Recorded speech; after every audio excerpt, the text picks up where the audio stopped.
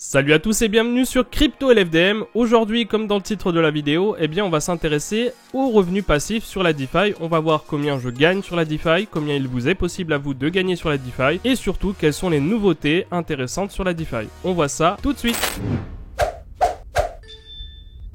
Alors le mois dernier, j'ai gagné net d'impôts évidemment parce que je compte toujours les 30% de plus-value en moins, toujours je retire les impôts. J'étais à 2269 € net et 3243 € brut. Ce qu'il faut savoir, c'est que la première source de revenus du coup c'était Evmos avec 2350 $, s'en suivait de Sigafy avec 564 $ que vous pouvez voir juste là et Sharky qui était à 250 $ et enfin Friction à 24 $. Vous pouvez constater que Evmos c'était le plus gros et ce n'est plus aujourd'hui le plus rentable, mais on va dire que ça reste intéressant. Si je devais faire le calcul aujourd'hui sur le mois à venir, on va dire que là, tout a divisé quasiment par 2. Donc là, au lieu d'être à 2350 $, on est à peu près, aujourd'hui, on est à 1150 $ à peu près. On n'est pas non plus à plaindre, mais ça a quand même chuté. Et donc, c'est moins intéressant aujourd'hui. Mais ça reste quand même des APR qui sont actuellement, si vous regardez sur Evmos, qui sont actuellement de 175%. Ce qui n'est pas extraordinaire, mais ce qui est déjà pas mal. Donc la vraie question que vous allez me poser derrière, c'est ok, c'est bien, bravo, mais combien tu as investi? C'est important, savoir combien j'ai investi pour combien ça rapporte. Si vous me dites que j'ai investi 2 millions d'euros sur 2350 $, ça veut rien dire. Donc j'ai investi combien? J'ai investi là sur Evmos, une fois à 1,17 $, une fois à 1,40 $ et une fois à 1,50 $ pour un total de à peu près 7000 $. Là actuellement mon bag est l'équivalent de 8736 $ en Evmos. Et par jour, ça rapporte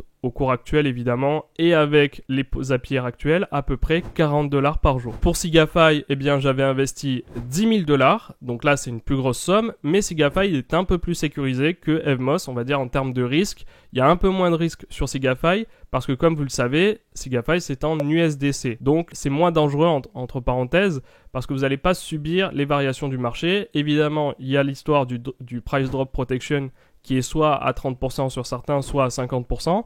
Mais mis à part ça, si vous ne dépassez pas le price drop protection de 50%, vous n'avez pas de problème. Vous prenez votre pourcentage et c'est intéressant. Le problème sur Sigafy, c'est que jusqu'alors, les APR étaient assez intéressants. On était aux alentours de 90% d'APR et pas d'APY, rappelez-vous la différence. Là actuellement, même sur le meilleur de Sigafy, même sur le meilleur Volt, là les APR sont un peu moins intéressants, le risque a lui augmenté parce que sur ce Volt là, ce nouveau Volt que vous devez connaître peut-être, c'est le superchargeur qui est maintenant sur BTC ETH et sur ce Volt-ci, vous avez un price drop protection qui est non pas de 50% mais de 30%. Ce qui fait que c'est un peu plus dangereux. En gros, ça veut dire quoi? Ça veut dire que si l'Ethereum ou le BTC perdent 30% de leur valeur sur 27 jours, vous perdez à proportion du dépassement, la somme que vous avez investie. Donc, c'est à prendre en compte aussi. Donc, c'est pas exempt de risque, Sigafy. Il y a du risque, il est plutôt modéré, mais il y a du risque quand même. Ensuite, sur Sharky, j'avais fait une vidéo sur comment ça fonctionne.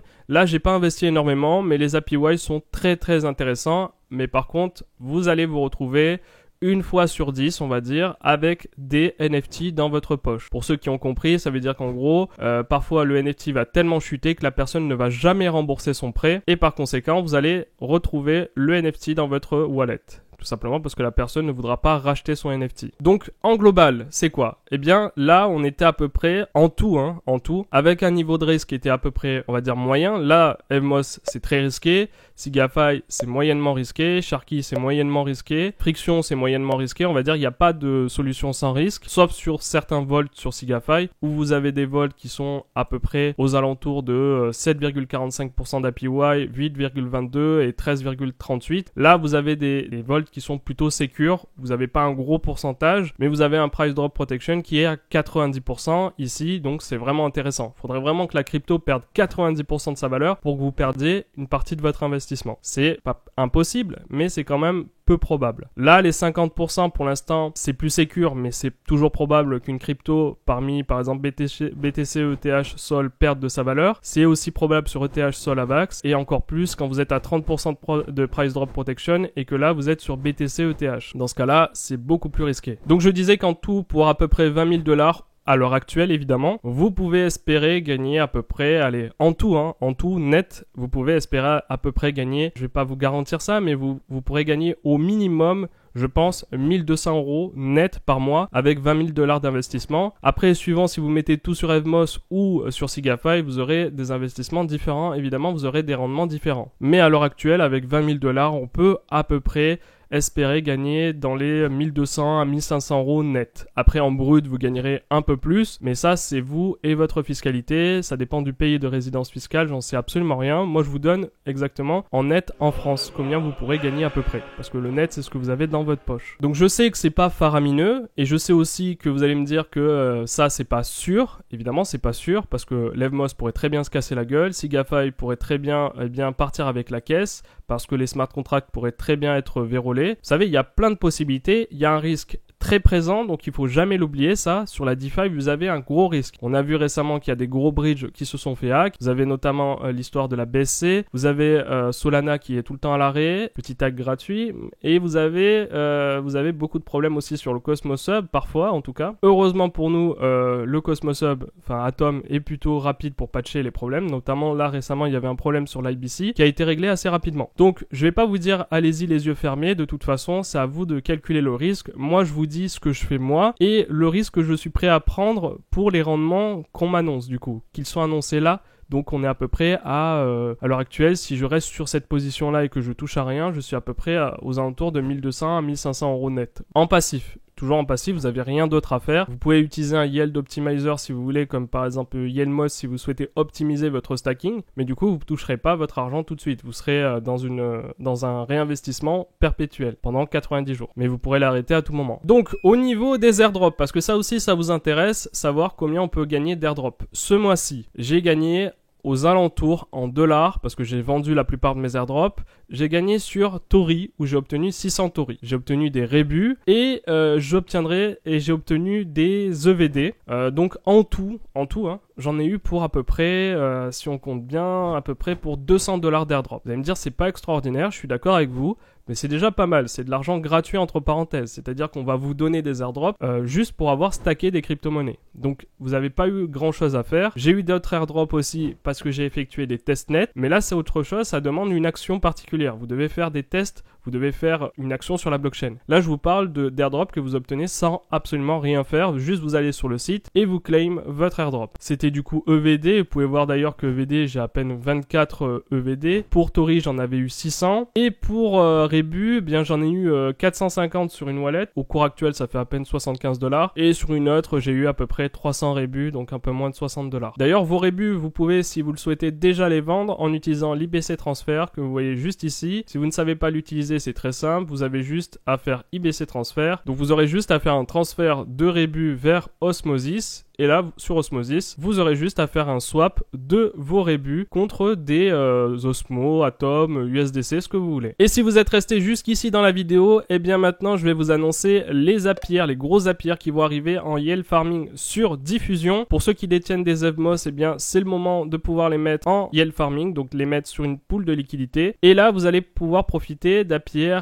à 1622% au tout début. Je répète bien, c'est au tout début. Et évidemment, en fonction de la TVL, eh bien les Zapier vont baisser. Donc là, vous pouvez voir que, par exemple, Evmos Atom, actuellement, on a une TVL de 33 000 $. Si la TVL atteint les 200 000 $, on sera avec des Zapier à 1622%. Si on est à 1 million, on est à 324%. Si on est à 2 millions, on est à 162%, et ainsi de suite, vous l'avez compris. Donc c'est un gâteau. Plus il y a de personnes qui veulent rentrer dans le game, et plus forcément les parts se réduisent. Donc personnellement, je vous déconseillerais certaines paires, notamment Evmos Axelar WTH, parce que j'ai pas confiance vraiment dans le bridge Axelar. Celer, vous pouvez y aller, ça va, ça devrait aller. Les WBTC sur Axelar non plus. Gravity, ça peut aller. Ensuite, sur les paires stablecoin, moi perso ça m'intéresse pas les paires en stablecoin. Donc Evmos USDC, que ça soit sur Celer, Axelar, Jedi ou GUSDT, ça ne m'intéresse pas. Donc j'irai sûrement soit sur Evmos Atom, soit j'irai sur Evmos Osmo et c'est tout. Le reste ne m'intéresse pas. À la limite peut-être Evmos en Bitcoin, donc Bitcoin sur Gravity ou Seller,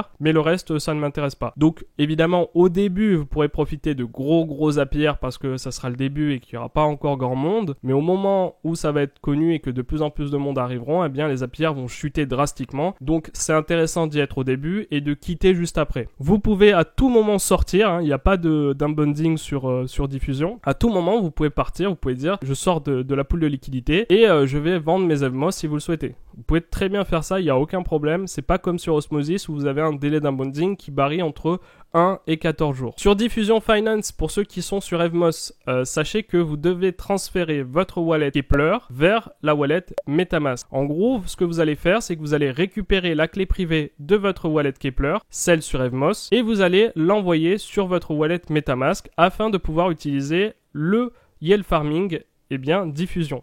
Sinon, vous ne pourrez pas connecter votre wallet. Vous regardez, si je fais connecter wallet ici sur Diffusion Finance, il me propose soit Metamask, soit Wallet Collect. Donc, vous ne pourrez pas connecter de Keplr. Donc, pour ça, vous devez transférer. Ici, je vais vous montrer rapidement comment on fait. Mais attention, faites-le de manière hors ligne, c'est beaucoup mieux. Et surtout, vérifiez que votre PC est bien sécurisé car vous allez exposer votre clé privée. Pour ça, vous allez sur la wallet qui vous intéresse. Ici, par exemple, c'est, imaginons celle-là, JuCosmos. Vous allez sélectionner ici et vous allez cliquer sur View Private Key. Juste là. Donc une fois que vous allez récupérer cette clé privée, vous retournez maintenant, vous allez sur Metamask, vous allez sur tout simplement importer un compte ici et là vous allez entrer la clé privée. Voilà, vous entrez la clé privée, vous faites importer et là ensuite vous aurez votre wallet Evmos qui s'affichera juste ici. Vous aurez juste à connecter votre wallet, il va vous demander à ce moment-là d'ajouter le réseau Evmos sur Metamask.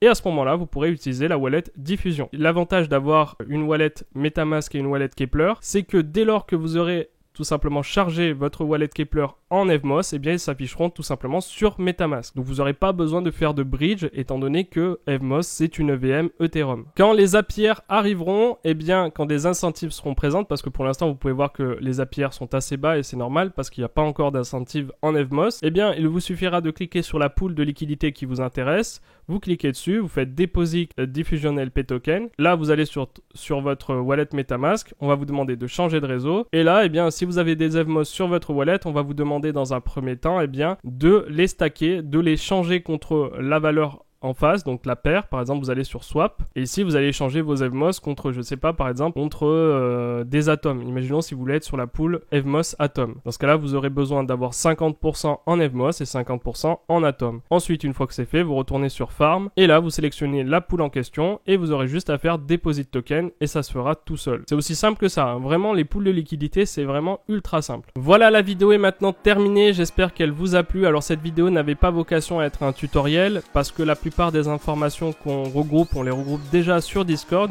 Donc je vous invite à venir sur Discord pour discuter avec nous, pour nous poser des questions. Vous pouvez aussi poser les questions en commentaire dans la vidéo, c'est toujours bon pour le référencement. De mettre un like si la vidéo vous a plu et on se retrouve pour de prochaines vidéos. Ciao!